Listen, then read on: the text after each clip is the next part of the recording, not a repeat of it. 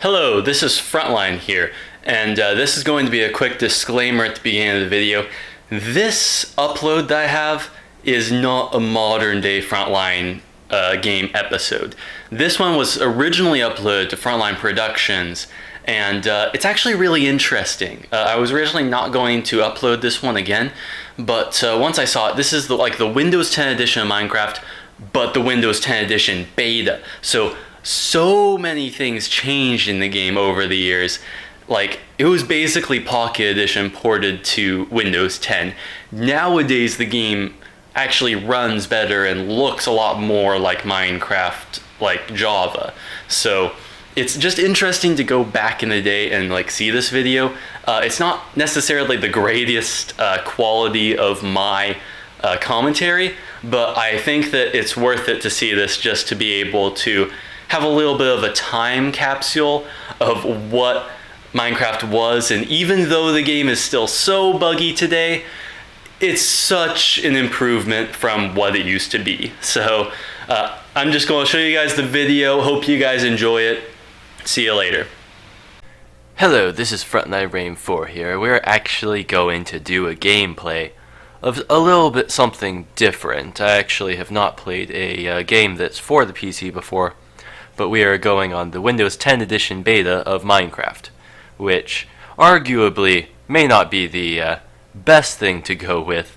However, I still think that this game is definitely quite good, and right now, due to limitations, I can only barely record on the Xbox One, and this will be definitely interesting. So right now we're going to create up a world here, and apparently in the middle of an ocean, and we are going to basically build a house, try and make a bed first, because normally I like to spend a lot of time on my house, so I like to make the bed first, and then I like to gather resources first, and then make the home after I have a bed. So already, right now I'm using a controller, and I'm glad that they have the support for a controller, because otherwise I would definitely not be playing this and not be enjoying this as much. But it is definitely a plus to be able to have a controller support. I may use the mouse as well, because crafting might be a little bit annoying to do otherwise. But yep, that is how I will roll, because otherwise I'd have to do this whole entire crafting placing like that, and already I'm kind of hating that. I'm also not used to the console, to not being on the console where I don't just have a random map here, because that would definitely be helpful. I mean, a lot of people don't use maps, but I like to map out worlds myself, and it is definitely a fun thing to do.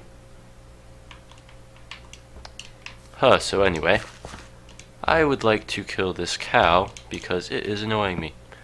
Mostly for food, it's not really annoying me. So, need to make a sword, and need to make a pickaxe. Now, one thing you might notice as I go through the series is that I have a specific way that I like organizing my inventory, and that I like being able to have different items in different slots on my hotbar. Well, it appears we have found a witch's hut, and I think I also found a witch. So, I mean, the good news is that perhaps we don't have to build a house. Bad news is if we actually decide to reside in here. Wow, I did not know that the witch hut cauldrons were able to have different stuff in them than water. I actually did not know that before. Anyway, I would like to find where this witch went, because, yeah, right there. Because I would like to not have that witch be running around too soon. Oh, what sound is that? It's like that sound was a lot different than I was expecting. On the consoles, the witch actually is completely silent. It doesn't make any sounds, so that is definitely something that I was not quite used to right there. Anyway, it looks like I am quite poisoned, although the good news is we have found some sheep, and that means we are able to have a bed on the first night. And that is one of the goals that I was trying to have, so that we wouldn't quite need to settle down in the house area, and we would just be able to skip the night altogether and not have those worries. Now, we need to find a good place that we can settle out on, and a nice place that we would just be able to build a house from. And over there is quite interesting. I feel like those extreme hills might be a little bit of an interesting place to build at. So, let us go over there. Although, there is mines, and mines are, wow! Are we still in the swamp? Man, that water is completely disgusting. I'm not even sure if the shaders are even that bad on console. It's like I never really pay attention to them. But man, that is just complete black. I'm going to skip most of these caves, but in some places I would definitely like to be able to get some coal and other resources. Although this coal is taking a lot longer to mine than I quite remember it taking. Apparently, it takes a really long time. Is it because I'm like swimming in water, or is it just because, like, yeah, it probably is. It's like, which is kind of strange. Normally you have to be underwater to have your mining abilities be handicapped. I guess it was easier a code for the Pocket Edition saying, oh, if the player is in water, then make it so that the blocks can't be mined as fast. It might be good at some point to create a furnace so that I would be able to actually cook some of the food that I have, because right now I am kind of at a disadvantage here.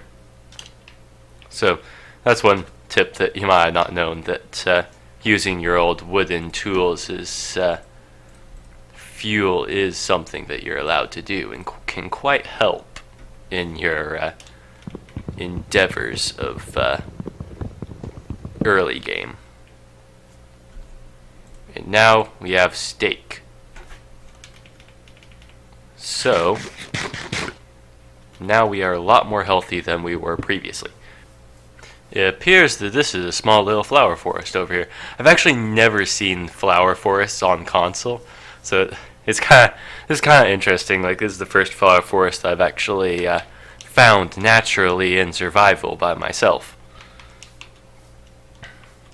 But it is quite nice. I mean, in my mind, I'm thinking that the sound bits are still exactly the same as what they are on console for mining and breaking the blocks, but they just sound so different to me, probably because I'm wearing headphones. However, it still seems like a weird feel to be able to be playing this computer while using a controller and just having this whole entire different setup with the microphone in front of me and all that.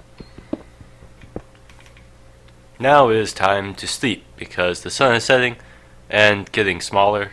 Did anybody else just see that? The sun just shrunk in the distance. Oh, let me get the mouse out of the way. It's like the sun just went like from this really big entity to pretty small, just like that.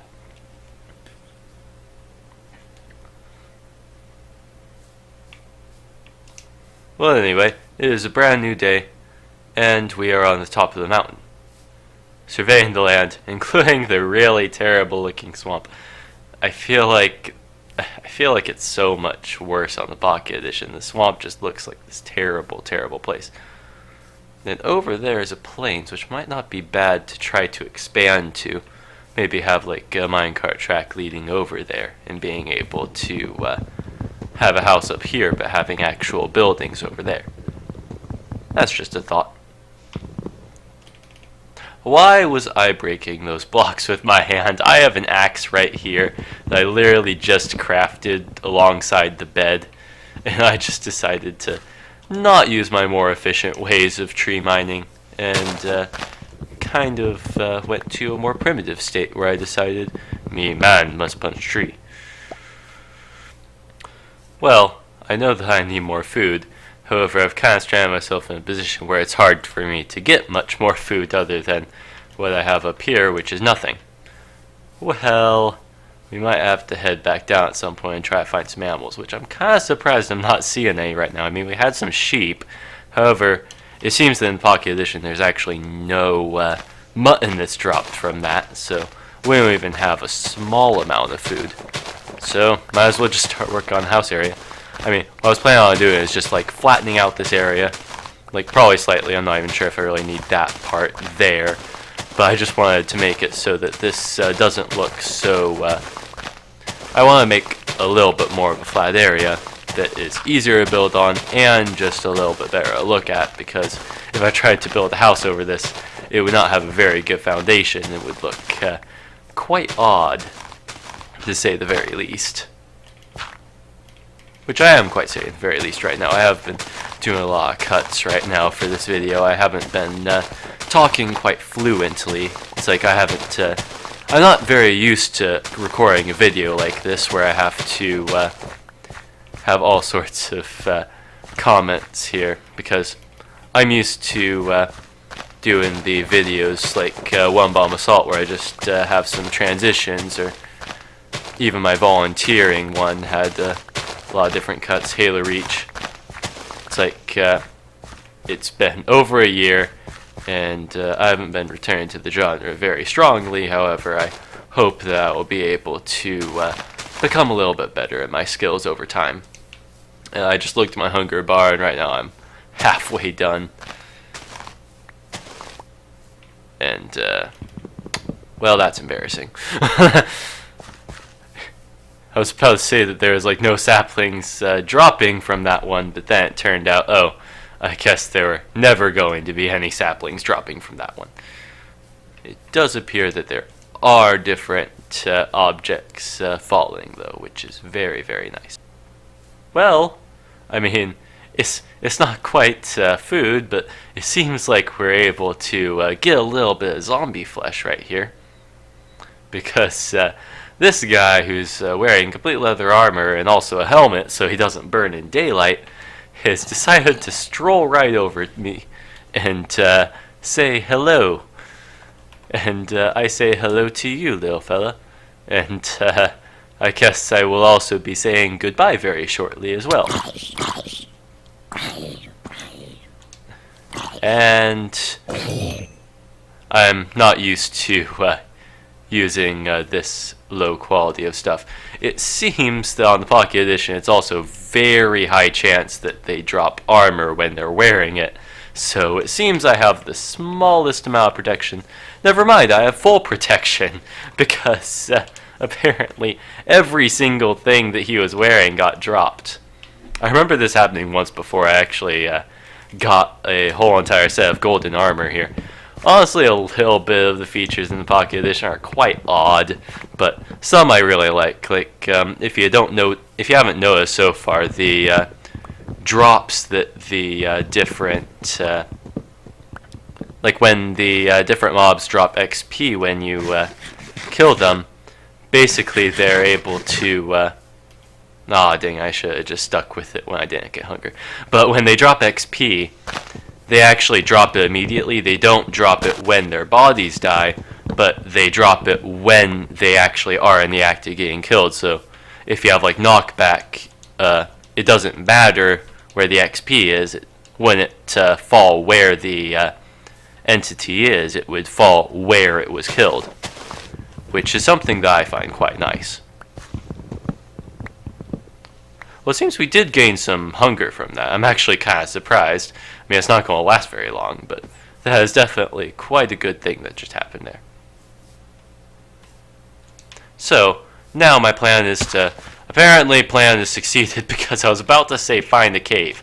So, now we are going to try to find iron or something. I can't really see anymore. I was really hoping for more. But there is coal up here, so I'll be able to gather that.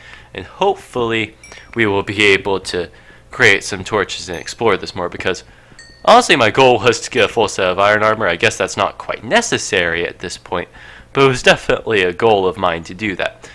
But it seems that I am running quite low on time for this video, so I might actually go exploring in the cave later. I know I haven't done much in this episode, however, I definitely have been able to successfully find a home, start a new world. I survived the night, which basically entailed surviving maybe, I don't know, like the zombie in the day, like surviving sleeping, finding a sheep or something. But anyway, that's really all I needed to play of this, because I am quite out of time, and I will explore this cave in the next video, so I will see you all later. Bye.